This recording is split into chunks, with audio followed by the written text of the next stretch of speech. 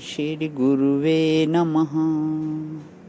नित्यं शुद्धं निराभासं निराकारं निरञ्जनं नित्यबोधं चिदानन्दं गुरुं ब्रह्म नमाम्यहम्।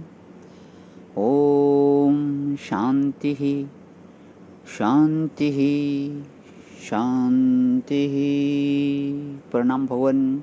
श्वेता श्वेतोपनिषद स्वामी श्री अखंडानंद सरस्वती महाराज का दिव्य ग्रंथ, जिसमें भगवान आज हमारा 31वां प्रवचन प्रारंभ हो रहा है। अध्याय 3 का मंत्र नंबर 3।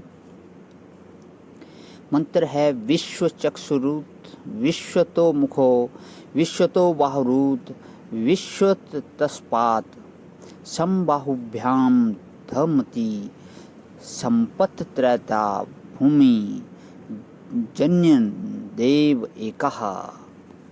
उस परमेश्वर के सब ओर नेत्र हैं, सब ओर मुख हैं, सब ओर बाहु हैं और सब ओर पैर हैं। वह एक देव ही द्युलोक और पृथ्वी की रचना करता हुआ दो भुजाओं और पत्रतों से धर्म अधर्म से युक्त करता है।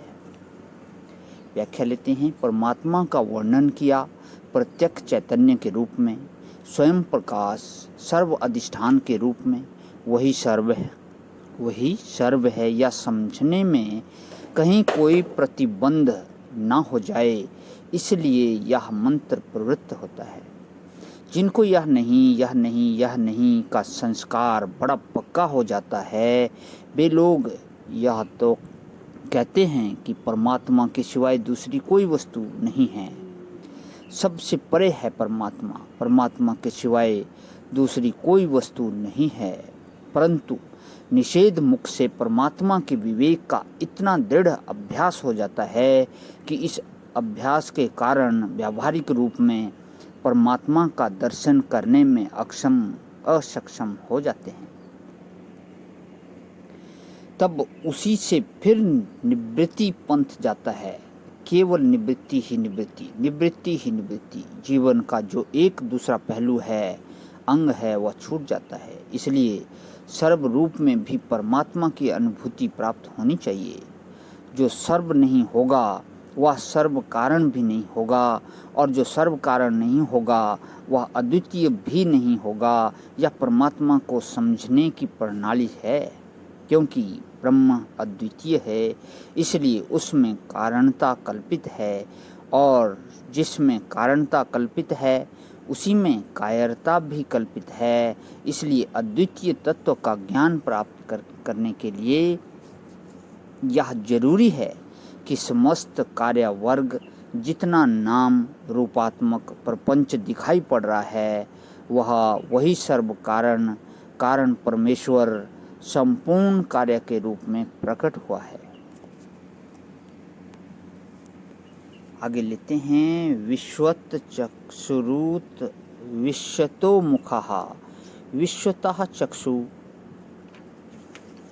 इति यस्य। सब में, सब के शरीर में आंखें हैं। जिसका मन सबकी आंख से जो देख रहा है वही है। सहस्राक्षः ऋग्वेद में बताया, वह सहस्राक्ष है। सर्वानन शिरोग्रीवः, सबके मुख, सिर और ग्रीवा उसी के हैं। वह अचक्षु भी है और सर्वचक्षु भी है। अचक्षु उसका व्यतिरेक रूप है और विश्वतः चक्षु उसका अन्वित रूप है, और स्वयं वह न अन्वित है न व्यतिरिक्त है। जो वस्तुतः परमात्मा का स्वरूप है उसमें व्यतिरिक्तता भी जिज्ञासुओं को समझाने के लिए कल्पित है। बहुत गूढ़ रहस्य है यहाँ पे, कि जहाँ पे ये बात आती है कि व्यतिरिक्तता और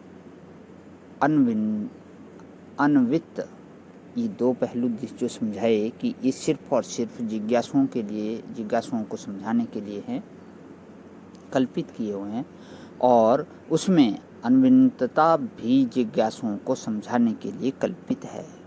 श्री सुरेश्वराचार्य भगवान कहते हैं, अव्यावृता ननुगतम चैव सर्वम सर्वत्रम सर्वदा।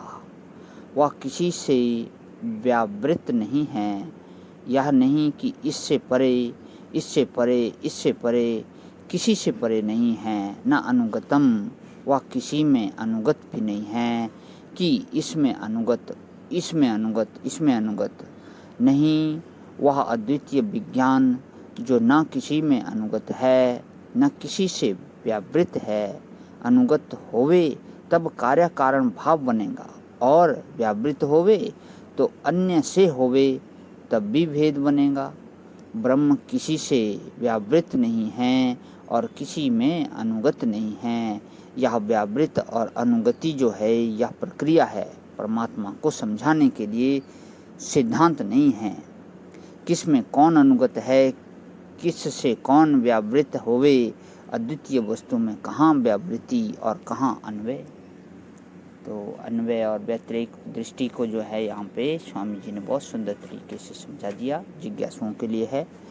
आज यहीं विराम करते हैं भगवान, इससे आगे का सत्संग कर लेता हूँ। ओम शांति शांति शांति।